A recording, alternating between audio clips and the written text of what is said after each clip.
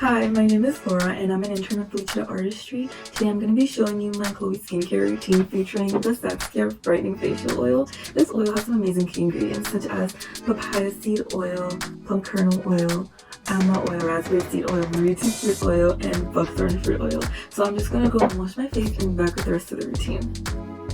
Alright, so now that my skin is all clean, I'm going to go in with the niacinamide serum from The Ordinary and just apply to my fingers and pat it into my skin. And then I'm going to go in with my moisturizer.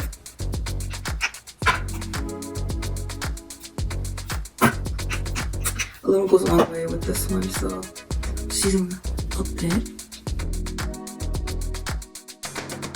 And then last but not least, I'm going to go in with the facial oil. Just going to take a couple drops onto my fingers and rub it in. I think I need a bit more. Rub it in, and I'm going to just press into my face.